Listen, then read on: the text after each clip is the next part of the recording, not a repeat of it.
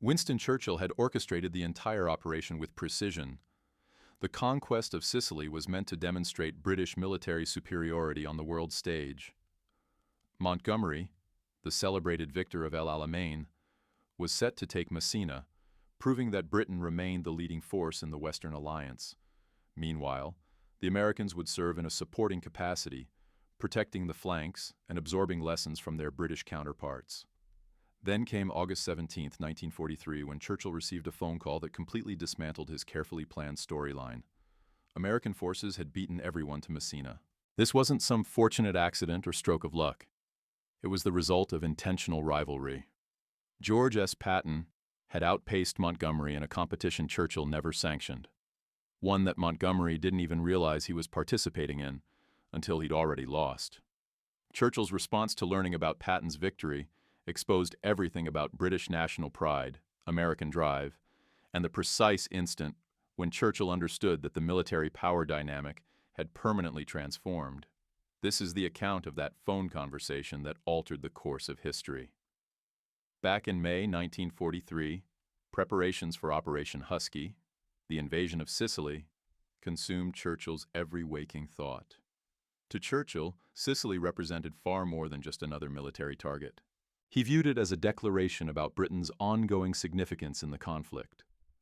Following 3 grueling years of disappointments, withdrawals, and losses, Britain urgently required a triumph that would rebuild national pride and demonstrate to the world that Britain still stood among the great powers.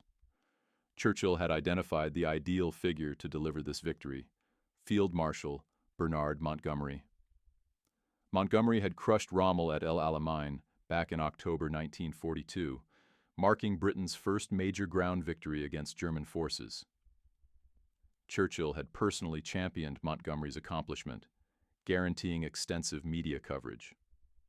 Sicily now presented a chance to display Montgomery's skills on an even grander scale, with international journalists documenting British military prowess. The operational strategy mirrored Churchill's broader vision. Montgomery's Eighth Army would take the primary role, pushing up Sicily's eastern shoreline to seize Messina, the ultimate objective that would represent the island's complete capture. American troops under General Patton would supply essential backup, securing Montgomery's flanks, neutralizing western Sicily, and allowing British forces to concentrate on the principal mission without interference. Churchill endorsed this strategy wholeheartedly. In correspondence to General Alan Brooke, the chief of the Imperial General Staff, Churchill wrote that Sicily would prove to their American partners the importance of British military expertise and professional standards.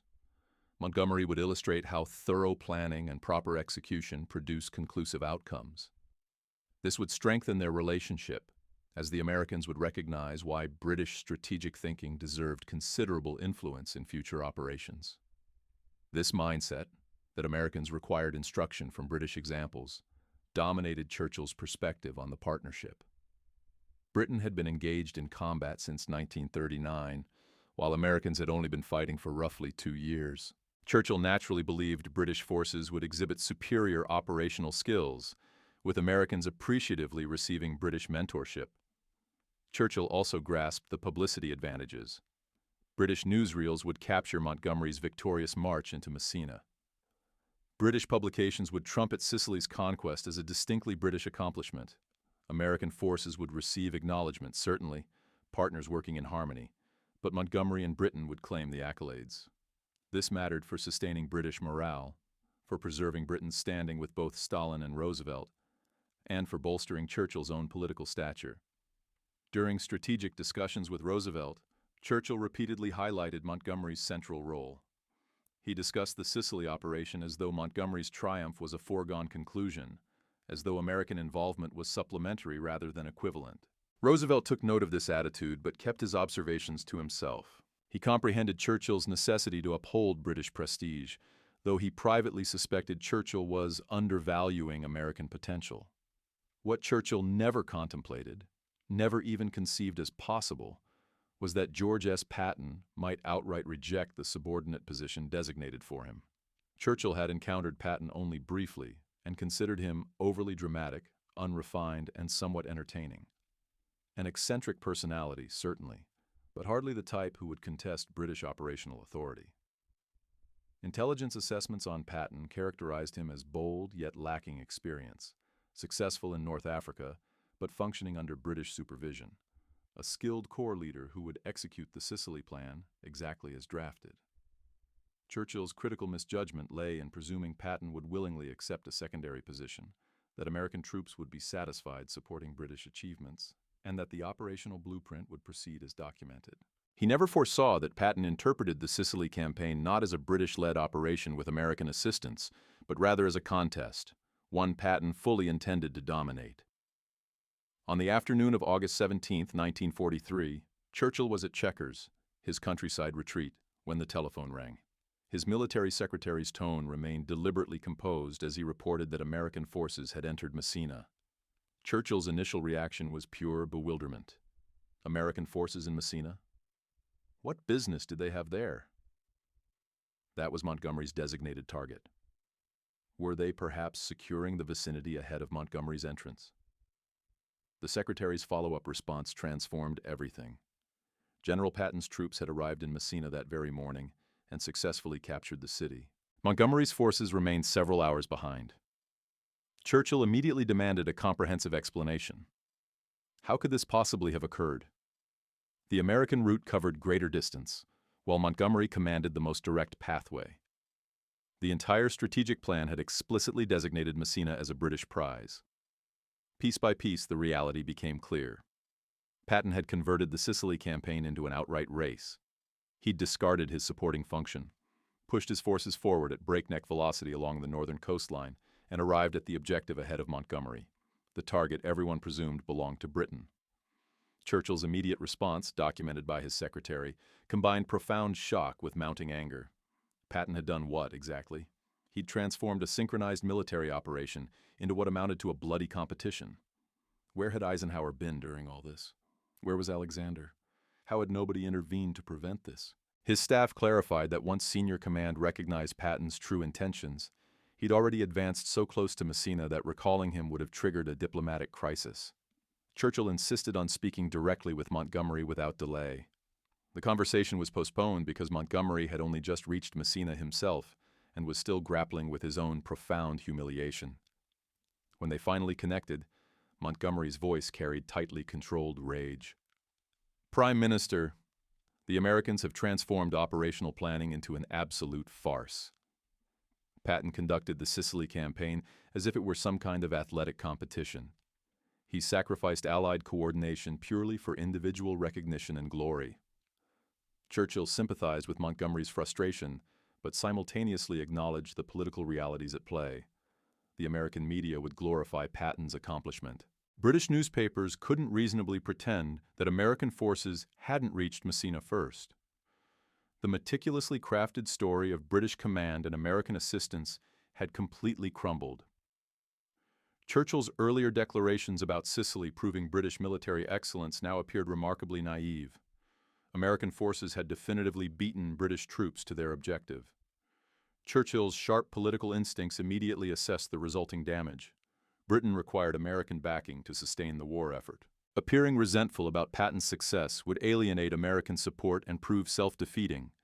However, permitting Americans to characterize Sicily as primarily an American victory would seriously compromise British prestige. Churchill faced the challenge of navigating an extremely delicate diplomatic situation. He needed to recognize American achievement while simultaneously preserving British dignity. He crafted a message to Roosevelt that commended Allied teamwork, while carefully noting that British forces had confronted the most formidable German opposition, which enabled Americans to progress through less heavily defended sectors. This diplomatic phrasing attempted to diminish Patton's accomplishment without directly disparaging American military performance. Roosevelt, interpreting the subtext accurately, recognized Churchill's irritation, but chose to publicly celebrate Patton's success nonetheless. Churchill's official statement, issued on August 18th, skillfully balanced celebration with damage mitigation. The triumphant conquest of Sicily stands as a testament to Allied collaboration. British and American forces alike demonstrated exceptional courage and resolve against a tenacious adversary. Field Marshal Montgomery's 8th Army defeated substantial German defensive positions along the eastern approaches, while General Patton's 7th Army advanced swiftly to secure Messina, This joint operation exemplifies the power of the Allied alliance. The statement represented masterful diplomatic communication. It recognized American success while emphasizing British combat against formidable German defenses, subtly suggesting American forces encountered easier conditions. It credited Montgomery and Patton on equal footing, despite Montgomery having fought for weeks while Patton sprinted to Messina within days. Most critically, it characterized Sicily as Allied collaboration rather than an American triumph, maintaining the narrative Churchill desperately needed. Behind closed doors, however, Churchill's reaction told a completely different story. During a cabinet session on August 19th, Churchill voiced frustration verging on outright bitterness. Cabinet records indicate the Prime Minister declared that General Patton's dash to Messina, while showcasing American aggressive energy, had sabotaged meticulous operational planning and reduced a serious military campaign to mere publicity theater. He raised questions about whether American commanders truly grasped the distinction between legitimate military operations and attention-seeking displays. Churchill felt particularly aggrieved that Patton's feat would eclipse Montgomery's more demanding combat experience.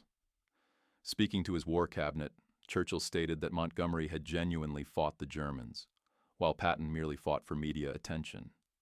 History ought to acknowledge who performed the authentic work in Sicily. This assessment wasn't completely equitable. Patton's forces had certainly engaged in real combat as well. Nevertheless, it captured Churchill's frustration that American triumph came at Britain's direct expense. In conversations with Alan Brooke, Churchill expressed himself even more candidly.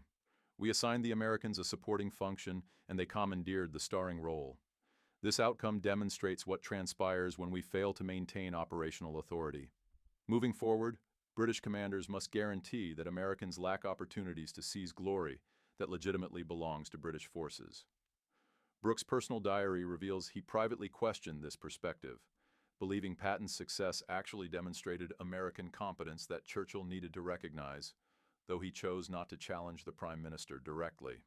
Churchill also needed to manage Montgomery's response, as Montgomery was devastated by the very public embarrassment.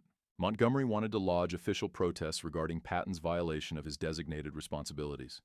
Churchill counseled restraint instead.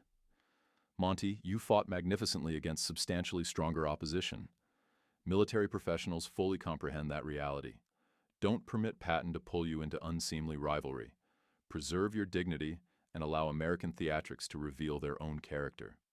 Throughout the weeks following Messina, Churchill found himself compelled to reevaluate fundamental assumptions regarding American military competence and the Allied power structure.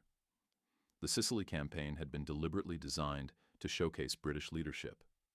Instead, it demonstrated that Americans under aggressive commanders like Patton could actually surpass British forces, particularly concerning operational speed and rapidly securing objectives. Churchill's confidential correspondence from late August 1943 reveals him wrestling with uncomfortable realities. Writing to General Smuts, his trusted South African advisor, Churchill acknowledged that the Americans had proven considerably more capable than initially presumed. Patton, despite all his theatrical absurdity, had exhibited operational velocity and aggressive determination that British commanders apparently lacked. Churchill expressed concern that the British had grown overly cautious, excessively focused on minimizing casualties, too methodical in approach. The Americans, with their abundant resources and aggressive leadership, might soon completely overshadow British military contributions. This represented a remarkable concession from Churchill, who had dedicated years to promoting British military superiority. Yet Sicily had revealed to him that American forces weren't junior associates absorbing lessons from British experts. They functioned as genuine equals, and in certain respects, demonstrated greater effectiveness than British forces. Patton's race to Messina conclusively proved that Americans could independently plan and execute sophisticated operations without requiring British supervision. Churchill subsequently began urging his own military leadership to adopt more aggressive tactics, embrace greater risks, and match American operational momentum. At a Chiefs of Staff gathering in September, Churchill declared that Patton had embarrassed Montgomery at Messina through superior speed and more aggressive fighting. He wanted British generals to thoroughly examine Patton's methods and extract valuable lessons from them. Yes, learn directly from the Americans. Britain might have been fighting since 1939, but that didn't preclude learning from commanders who were generating superior outcomes. This signified a substantial evolution in Churchill's perspective. Prior to Sicily, he'd regarded American forces as courageous, yet inexperienced, requiring British mentorship. Following Messina, he acknowledged that American operational approaches, less cautious, decidedly more aggressive, prioritizing speed over perfection, were producing results that British methods simply weren't matching. Churchill also grasped the profound political ramifications. Britain's capacity to influence Allied strategic direction depended fundamentally on Britain maintaining military parity with American forces. If American armies consistently outperformed British troops, Roosevelt would naturally grant American generals greater authority in strategic determinations. Churchill recognized the necessity of ensuring British forces remained indispensable to Allied operations, which demanded matching American aggressiveness and operational achievements. Most significantly, Churchill began understanding that the special relationship between Britain and America couldn't rest on foundations of British superiority and American deference. Americans like Patton would categorically refuse to accept that dynamic. The partnership required genuine equality, with British experience and American resources and aggression complementing each other, rather than Britain directing while America simply followed. Churchill's evolving perspective on Patton offers revealing insights into his broader reassessment of American military capability. Initially dismissive of Patton as theatrical and lacking discipline, Churchill eventually developed respect for Patton's operational brilliance, though he remained uncomfortable with Patton's techniques and temperament. In November 1943, Churchill confided to Roosevelt that General Patton represented the most extraordinary military commander he'd ever encountered. Patton somehow merged showmanship that would mortify most officers with operational capabilities surpassing those of most seasoned professionals. Churchill admitted he disapproved of Patton's methods, his crude language, and his disregard for protocol. Yet he couldn't dispute Patton's tangible results. Sicily confirmed that Patton comprehended modern mobile warfare more profoundly than numerous generals possessing twice his experience. This constituted high praise from Churchill, especially the admission that an American general understood warfare superior to veteran British commanders. Churchill's acknowledgement of Patton's talents represented his wider acceptance that American military maturity had exceeded British projections. When Patton's soldier-slapping incidents became public knowledge in November 1943, Churchill confronted another test of his transformed viewpoint. Part of Churchill wanted to exploit the controversy to undermine Patton's standing. Here was apparent confirmation that this aggressive American lacked discipline and didn't deserve senior command. However, Churchill also recognized that relieving Patton would deprive Allied forces of their most aggressively effective operational commander. He privately recommended to Eisenhower that Patton be retained despite the scandal. This represented a remarkable suggestion considering Churchill's initial skepticism toward American command. By 1944, as Patton's Third Army charged across France, Churchill had completely internalized what Messina had taught. He wrote in his journal that Patton was achieving advancement rates exceeding anything British forces had accomplished throughout the entire war. Patton's methods remained theatrical, and his personality remained challenging, but outcomes mattered more than presentation style. If Britain possessed a general combining Patton's aggressive temperament and operational momentum with Montgomery's meticulous planning, they would command the ideal military leader. Since Britain lacked such a figure, they should be grateful the Americans had produced Patton. Churchill's definitive public evaluation of Patton appeared in his war memoirs, published during the 1950s. General Patton stood among the most polarizing Allied commanders, celebrated by supporters as a fearless warrior, condemned by detractors as reckless and undisciplined. Churchill's own perspective transformed throughout the war's duration. Initially, he'd found Patton theatrical and inappropriate for elevated command. Sicily fundamentally changed that assessment. Patton's capture of Messina, accomplished through operational boldness and remarkable speed, revealed capabilities Churchill hadn't anticipated from American commanders. Patton demonstrated that American forces possessed not merely material advantages, but genuine operational mastery. Whether acknowledging this reality felt comfortable for British pride was secondary. The truth remained undeniable. Most revealingly, Churchill added that Messina had taught him Americans would categorically refuse supporting roles within the alliance. They demanded and legitimately deserved equal partnership status. Patton's dash to Sicily's prize compelled Churchill to confront this reality earlier than he might have otherwise chosen.